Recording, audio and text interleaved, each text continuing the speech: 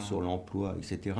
Mais en même temps, les dividendes sont repartis comme avant. Ils ont eu un petit fléchissement en 2009, qui était une mauvaise année pour eux, mais ça repart, si vous, aussi bien en valeur absolue qu'en proportion de la masse salariale, etc. Tu es un économiste qui a toujours travaillé en collaboration avec des acteurs du mouvement social et du mouvement syndical. Or, on voit justement que depuis le début de cette crise, il y a une incapacité manifeste du mouvement syndical, des mouvements sociaux à répondre à cette crise. Quelles sont les causes, à ton avis, de cette incapacité?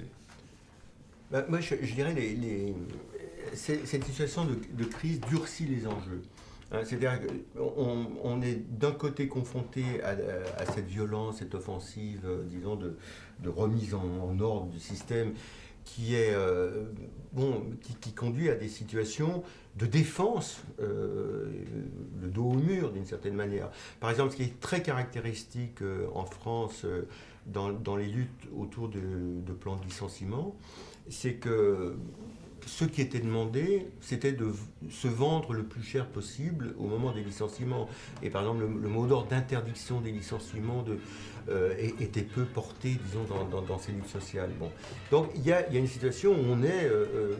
et puis, d'un autre côté, il y a l'idée mais qui à mon avis est juste, il y a une vision assez claire du fait que, en gros, c'est les riches qui essayent de tirer leur épingle du jeu de manière totalement injuste, totalement inégalitaire, etc. Donc il y a cette perception, et en même temps, je pense que alors l'idée dont on peut tirer des implications différentes, c'est que pour revenir sur cette situation, c'est les fondements mêmes du système capitaliste qu'il faut remettre en cause. Et que cet écart, ce grand écart qui a été élargi d'une certaine manière par la crise, entre la compréhension que c'est tout le système qu'il faudrait remettre en cause, et en même temps le fait que quotidiennement on est confronté à des luttes, disons, défensives, c'est un écart qu'il est difficile de combler, et où manquent des projets politiques alternatifs. Je pense qu'on est à une crise qui est tellement profonde que pour certains les enjeux paraissent hors d'atteinte, quoi. Et donc on le voit dans les politiques syndicales, par exemple, il est frappant de constater que la Confédération européenne des syndicats fait monter les enchères sur le débat, disons, d'analyse, à des positions assez fortes. Mais en même temps, les confédérations au niveau des pays ont comme seul objectif, d'une certaine manière, de limiter la casse, quoi. C'est-à-dire qu'entre limiter la casse et l'anticapitalisme, il n'y a pas grand-chose. C'est peut-être là le problème, justement, non, oui, qu'il faudrait des objectifs peut-être transitoires qui permettraient à la fois de s'attaquer aux problèmes immédiats en les liant avec des objectifs à plus long terme qui remettent en cause finalement la logique de ce système. Ce serait ça ta manière de voir la... Absolument, mais ça reste un peu abstrait, mais effectivement, il me semble que le point d'application, enfin ce autour de quoi tout tourne, c'est la répartition des revenus. Aussi bien dans l'entreprise, c'est-à-dire on licencie mais on continue à payer les actionnaires. Donc ça, il y a un élément sur lequel on peut appuyer, en plus sur lequel on peut construire des alternatives économiques. On paye moins de dividendes et on paye plus de salaires, de cotisations sociales, etc. Donc ça, c'est vraiment un angle d'attaque. Et au niveau du budget aussi. C'est-à-dire que ce que refusent les gouvernements, c'est des réformes fiscales progressistes. Dans les plans d'austérité, on réduit les dépenses, donc, comme j'ai dit tout à l'heure, de manière assez ciblée socialement. Et quand on augmente les dépenses, c'est la TVA, c'est-à-dire l'impôt le plus injuste socialement, quoi. Et donc la question de faire payer les riches, ça fait slogan, mais c'est quelque chose qui est de plus en plus discuté en France et qui est effectivement au niveau des mobilisations. Mais c'est difficile de se mobiliser pour une réforme fiscale. On ne va pas descendre dans la rue en disant il faut mettre l'impôt sur le revenu à 90% sur les plus riches. Mais en revanche, les points d'application, c'est la défense des services publics, par exemple, parce que ça suppose leur financement, la question de leur financement, c'est la protection sociale, etc. Est-ce que la crise, qu'est-ce que la crise actuelle du capitalisme peut signifier politiquement? Voilà, une question qui se pose déjà. Ça commençait déjà. Alors, je vais dire, donner mon appréciation. L'aspect négatif, c'est que nous ne sommes pas prêts. Il faut le savoir. Nous ne sommes pas prêts. Ça veut dire quoi? Quel nous? Nous qui avons justement les idées dont on vient de discuter, les idées générales dont on vient de discuter. Nous qui essayons d'être les militants de ces idées, chacun à sa façon. Hein. Nous ne sommes pas prêts. Les forces populaires, ouvrières, prolétaires, appelons-les comme on veut, sont encore faibles, inorganisées et largement dominées par les conservatrices. De plus en plus. De plus en plus. Donc nous ne sommes pas prêts, et donc ça c'est l'aspect négatif des choses. Nous ferons ce que nous pourrons. L'aspect positif, c'est que je crois que tout ce que nous avons discuté concernant le capitalisme est en quelque manière présenté comme spectacle.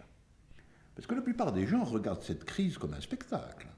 La plupart des gens, ils ne sont pas boursiers, ils ne sont pas traders, ils ne sont pas banquiers, ils n'y peuvent rien, absolument rien en réalité.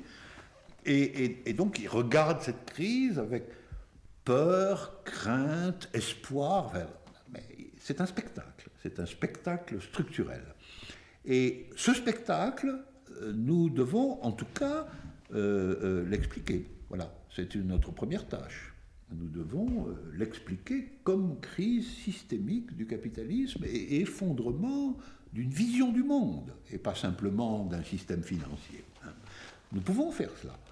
Et ça aura des conséquences. Ça aura des conséquences parce que la propagande dominante depuis 20 ans, c'est la propagande selon laquelle ce système est le meilleur et qu'il n'y en a pas d'autre. Si c'est ça qui est le meilleur et qui n'en a pas d'autre, il faut quand même chercher autre chose, vraiment. Voilà, ça, on pourra le dire. Donc, peut-être, nous allons entrer dans une nouvelle séquence de la procédure politique, de la procédure de vérité politique, peut-être. Mais il faut être lucide. L'idée qu'il va y avoir des conséquences immédiates, que des forces révolutionnaires nouvelles vont surgir tout de suite, je ne le crois pas. Je crois que nous ne sommes pas prêts. Nous sommes en décalage, en retard sur le désastre du capitalisme lui-même, mais ça ne me rend pas pessimiste. Je pense que ce spectacle, si vous voulez, pour finir, je pense que ce spectacle est en tout cas didactique. Voilà. Le capitalisme est en train de présenter comme spectacle sa propre nullité. They want to convince us, this is the paradox of today's capitalism, of one thing: change is not possible. Or rather, it's a little bit more complex. We should just follow the fate of the predicate impossible. What is impossible? Did you notice how strange this word works today in public space? On the one hand, in the domains of technology and private pleasures, they tell us practically everything is or will be soon possible. We will be soon able to travel into space, if you have money, of course. We will be able to replace organs, live much longer, or whatever you can imagine. Or in the United States, it's not a joke. Recently in New York, I was shown even the leaflet. You have a chirurgic private practice which allows you, if you are a man, to cut your penis into two so you can make love to two women at the same time. So it's a male Medusa. We men also can be Medusa.